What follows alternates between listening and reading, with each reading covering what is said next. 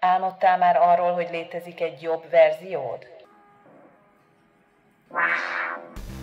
Nem fiatalabb, nem szebb, viszont teljesebb.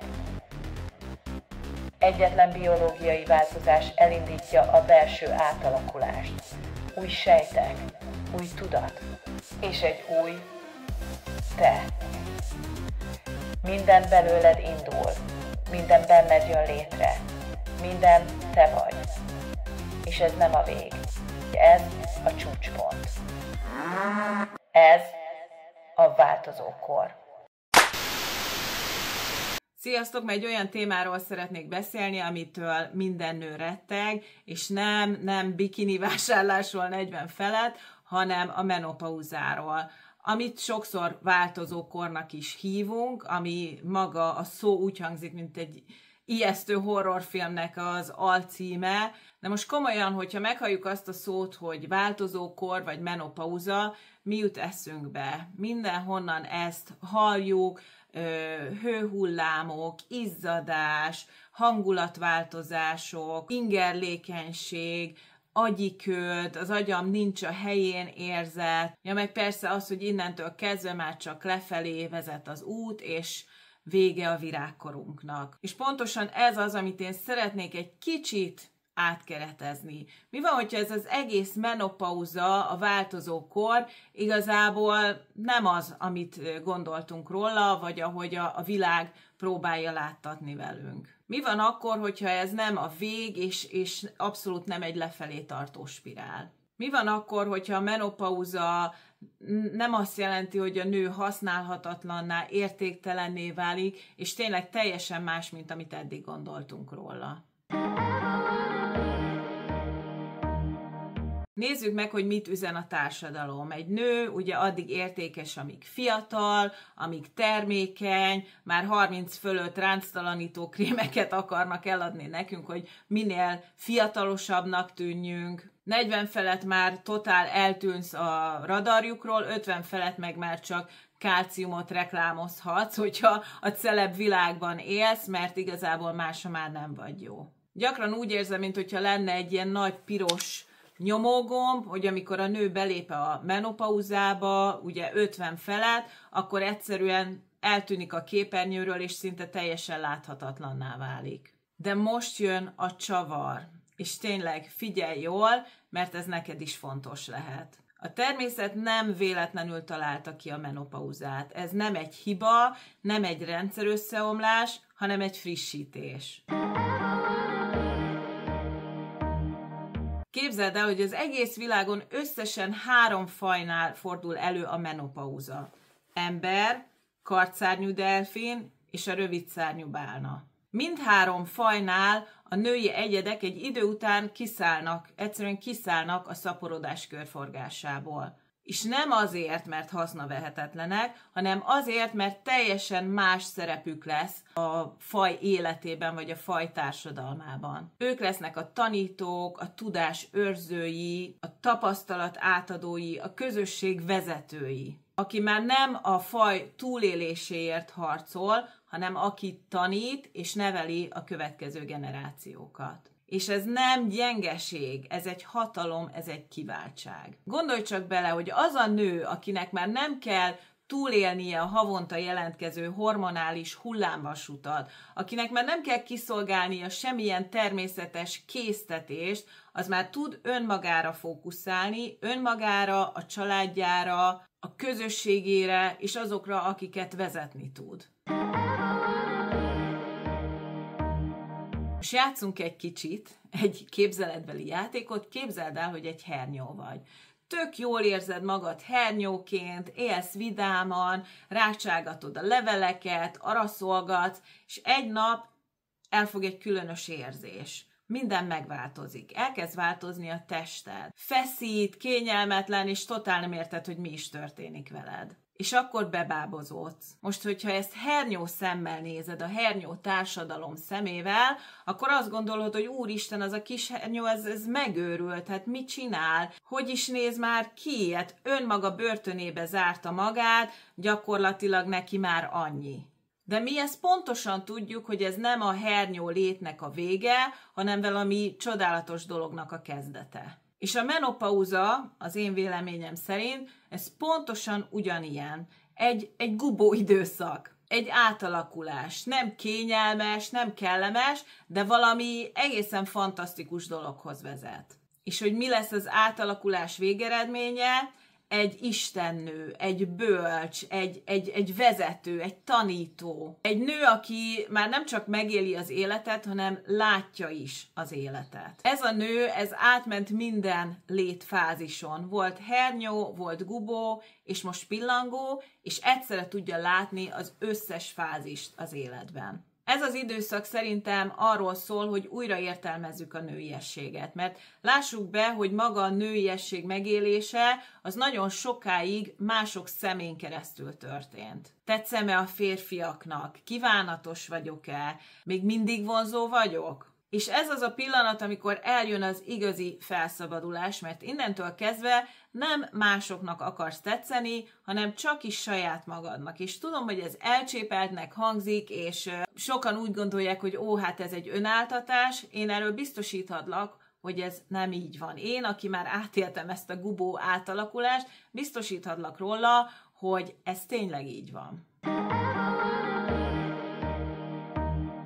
És a menopauzában egy saját magad számára megélt szexualitás is születhet. Nem a hormonok vezérlik, nem a külső elvárások, hanem egyfajta belső tűz. Abszolút az önmagad és a kényszer nélküli öröm felfedezése. És ez a szexuális energia, ez nem arra megy el, hogy most gyereket kell csinálnunk, vagy nem akarunk gyereket csinálni. Nem kell többé félned a váratlan gyermekáldástól, és átadhatod magad a saját magadért való elvárásoktól mentes intimitásnak. És a teremtő erődet gyakorlatilag átirányíthatod valami másra, hogy életet adjunk valaminek, az új önmagadnak, az alkotásnak, egy új vállalkozásnak, vagy éppen a tanításnak. Persze azért ne romantizáljuk túl, nem minden nap varázslat, mert elő fog fordulni, hogy sírva ülsz a hűtőszekrény előtt, és fagyit zabálsz, aztán meg hirtelen fázol, és 3 takarót kell magadra teríteni, a teljesen váratlan helyzetekben hirtelen leizzadsz, és úgy nézel ki, mint egy sült paradicsom. És van, amikor egyszer bugyiba flangálsz otthon, mert egyszerűen annyira meleged van, hogy már nem tudsz mit kezdeni magaddal. Ezek mind létező dolgok, sőt, még ennél sokkal több. A menopauza az valóban egy komoly diszkomfort érzet, és nagyon sokszor tényleg egészségügyi panaszokkal is jár. Ezt nem lehet tagadni, ez sajnos hozzátartozik. De a hőhullámok és minden más tünet a Kovács műhely részei. Ebben a Kovács műhelyben készül az új te. És igen, lehet, hogy recseg, ropog, izzik, sistereg, de minden egyes perc közelebb visz ahhoz, hogy megerősödj. És tudod, hogy mi a legszebb ebben az egészben? Hogy mikor keresztül mész ezen a tűzpróbán, utána már igazából nem is akarsz visszamenni. Jó leszel úgy pillangó formájában, ahogy vagy. Na most tényleg azért beszéljünk őszintén, vegyünk mondjuk egy 52 éves férfit, őszülő halánték, kis pocakocska, kis ráncok a szem körül, és mit mond róla a társadalom? Fú, milyen sármos, egy igazi Silver Fox, egy érett férfi, tudja, mit akar az életben. És most képzeljünk el egy 52 éves nőt. Ő is kicsit őszül, kicsit gyűröttebb, lehet, hogy már nem használ sminket, vagy éppen túl sok sminket használ, hogy ezt ellensúlyozza, és mit mondanak róla? Hát már látszik rajta a kor, milyen kár érte, milyen szép volt régen, vagy éppen azt, hogy fú, hát de ciki, már nem tudja elfogadni, hogy már nem 20 éves. Ugye ehhez hasonló narrációt hallunk az 50 fölötti nőkről. És én erre csak azt kérdezem, hogy hát elnézést, de mégis ki döntötte el, hogy a fiatalság a női értékmércéje. A férfiak biológiailag tovább termékenyek, ez nem kérdés, ez biológiai tény. Nézzük George Clooney-t, 60 évesen lehet apa, szuper szexi. Egy nő ugyanebben a korban, viszont már nem utogassa magát, szépen maradjon csöndbe, húzódjon meg a háttérbe, és adja át a helyét a fiataloknak. De miért is van ez így? A patriarchális társadalom évszázadok óta a nő testét azonosítja a hasznosságával. Hogyha fiatal vagy, akkor szexi vagy, ha termékeny vagy, akkor értékes vagy, és mindezek után mehetsz a parkolópályára.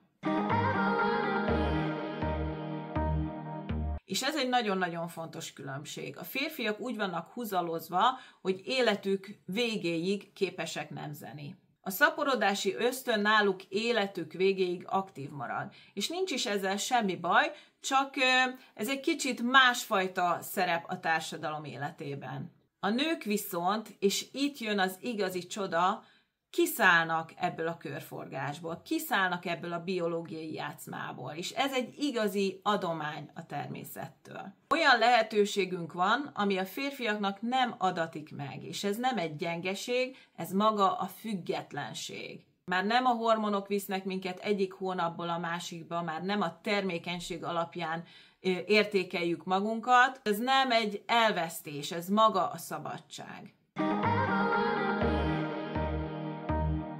Eddig mások mondták meg, mások értelmezték, hogy mi történik velünk. A cégek, a reklámok, a filmek, ahol egy menopauzás 50 fölötti nő, az vagy egy idegbeteg főnöknő, vagy egy kiüresedett, elhagyott feleség, akinek a férje egy fiatalabb nő után kajtatott, tehát általában ez a keretezése az 50 fölötti menopauzás nőknek. És mi magunk is egyébként, bármilyen podcastben, vagy YouTube videóban, amikor a menopauzáról beszélnek, csak és kizárólag a negatív aspektusairól beszélnek a változókornak. Pedig a változókorban a lényeg, a szó a változás. Ezen van a hangsúly. És én részemről úgy érzem, hogy köszönöm, de nekem elég volt ebből a megközelítésből. Úgy állítjuk be a változó korban lévő nőket, mint valami gyenge, szerencsétlen lényeket. Pedig szerintem nem erről van szó. Én azt szeretném, hogyha máshogy mesélnénk a történetünket. Ez egy olyan történet, amiben nem vénasszonyokká válunk, hanem bölcs, erős és teljes nőkké. Nem kell, hogy beleilleszkedjünk ezekbe a sablonokba, hanem inkább példát mutassunk. És tudod, mit szerintem nagyon fontos, hogy ez nem csak rólunk szól, hanem a 30 éves nőknek is szól, akik rettegnek az öregedéstől, a 20 éveseknek, akik azt gondolják, hogy az öregedés az maga a vég, a 10 éveseknek, akiknek meg kell mutatnunk, hogy a női lét az nem egy hullámvasút, és nem egy lefelé tartó spirál az élete vége felé, hanem inkább egy kiteljesedés. Szóval az életünk nem lefelé ível, hanem felfelé ível egész létünk során. Láthatjátok, milyen fontos nekem ez a téma, teljesen beleélem magam. Szóval én úgy gondolok a menopauzára, hogy nem csak egy hormonális változás, hanem egyfajta spirituális átalakulás. Egy olyan kapu, amin átlépve elhagyod a régi énedet, ami mindig másoknak akart megfelelni, és belépsz egy olyan időszakba, ahol már önmagadért élsz, és ezt ne az önző értelemben értsd. Inkább úgy, hogy ez az az időszak, amikor már nem mész bele hülye játszmákba. Nem akarsz megfelelni, nem félsz attól, hogy kilógsz, már nem érdekel az, hogy egy random pasi a metrón mit gondol rólad, teljesen érdektelen. És tudod, hogy miért van ez? Mert most már te vagy a főszereplő. Az életed kezdetén te voltál a kislány, akit meg kellett menteni, aki tanácstalan volt. Most viszont azzal a nővé váltál, aki megírja a forgatókönyvet. Mennyivel jobban hangzik, nem? És ez a tudás, hogyha ezekkel tisztában vagy, hidd el nekem, hogy sokkal értékesebb és hatékonyabb, mint bármilyen luxus anti-aging krém. És én szerintem nem az egyik, mert már olyan sokat mondtam, hogy ez a legfontosabb, de ez is egy nagyon fontos kérdés. Nem az a lényeg, hogy mennyire erős a hőhullám. Nem, hogy hány kilót szedtél föl, vagy hány órát tudsz egy huzamban aludni, hanem az, hogy állsz ehhez az egészhez. Az, hogy mit is gondolsz róla. Mert hogyha minden nap úgy ébredsz, hogy fú, hát na ez is eljött, öregszem, most már tényleg itt a vég, a nőiességemnek annyi. Tényleg hát úgy érzem, hogy egy csőtömeg vagyok, szarul érzem magam a testemben, már tényleg mindenki csak azt látja bennem, hogy egy öreg szatyor vagyok. Akkor ez lesz a valóságod. Nagyon fontos, hogy mit gondolsz erről a változásról. Mert hogyha úgy tekintesz erre az egész átmenetre, mint egy születésre, egy erőpróbára, ahol igen, vannak fájdalmak, kellemetlenségek, rémült éjszakák, de a végén megszületik valami új, egy új te, egy erősebb te, az új önmagad. Vagy vehetjük így is, hogy képzeld el azt, amikor nyáron beugrasz a tengerbe, és elkap a hullámnak a sodrása, és forgat, azt se tudod, hogy hol van fenn és len, belemegy a víz a szemedbe, a homok a bugyidba, a fürdőruhád már félig lejött, alig kapsz levegőt, de amikor kijössz a vízből egy gyönyörű, csillogóbőrű, napbarnított istennőként vonulsz ki a vízből, akinek a haján játszik a napfény, és boldog mosoly ül az arcán. És erre lehet így is gondolni. Megforgat az élet a hullámokba, belemegy az a homok a bugyiba, a fürdőruha már azt se tudod, hogy rajtad van-e vagy sincs, de így ez az egész nem egy szenvedéstörténet lesz, hanem egy hős eposz, ahol gyakorlatilag ünnepelni tudjuk a menopauzát.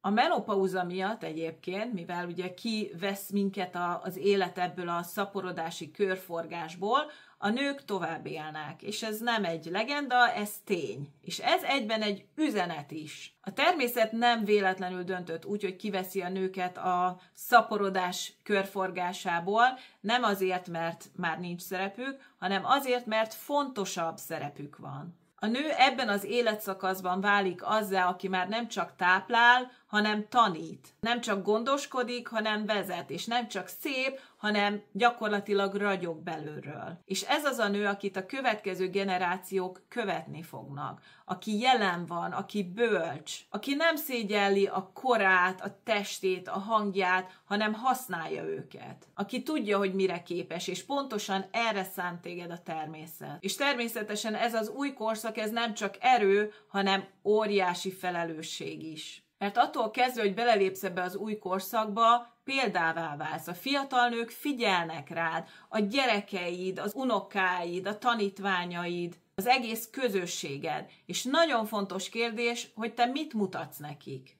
Azt, hogy az öregedés vesztesség, a menopauza szégyen, vagy azt, hogy a test értéke az időhöz van kötve? Mit mutatsz nekik? Vagy azt, hogy lehet úgy megöregedni, hogy közben erősebbé, bölcsebbé, kedvesebbé válunk. Abszolút rajtad múlik, hogy hogyan használod ki ezt a pillangó létet.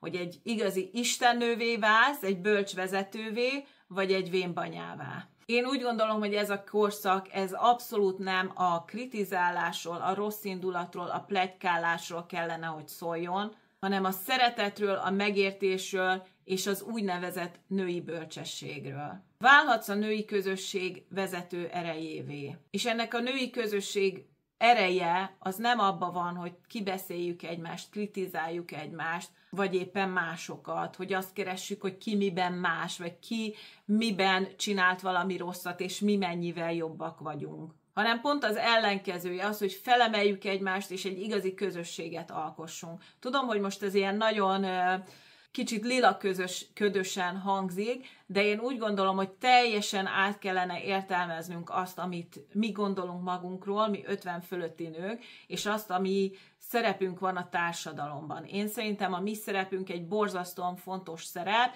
és ne engedjük azt, hogy az évszázadok óta por, ami ráült erre a létformánkra, vagy életszakaszunkra, az befolyásolja azt, hogy mi is ez valójában. Mert én szerintem a változó kor, a változás, ami a változó kor után következik, az egy csoda, és az egy ajándék, és ezt így is kellene értékelned. Szóval az a helyzet, hogy miután átmentél a változó koron, és pillangóvá váltál, fel kell nőni ehhez a felelősséghez. Fel kell vállalni azt, hogy az érett női erő az irányt mutat, és a világ figyel. Te vajon készen állsz erre, hogy irányt mutass? Szerintem óriási szükség van ránk, és fel kell venni a kesztyűt, és olyan példát mutatni, amit valóban érdemes követni. Mi mind anyák, feleségek, testvérek vagyunk, és mi szültük a világra a következő generációkat, úgyhogy igenis felelősséggel tartozunk az iránt, hogy mi az, amit mutatunk nekik, hogy milyen irányt követnek, és mi lesz a norma a világban. Ez rajtunk is múlik, és nagyon nagy felelősségünk van abban, hogy hová fejlődött ez a világ. Ebben az abszolút elférfiasodott és agresszív világban nagyon-nagyon remélem, hogy képesek vagyunk arra, hogy a kedvességet, a megértést, az egymással való törődést tanítsuk, mert a világnak nagyon nagy szüksége van erre.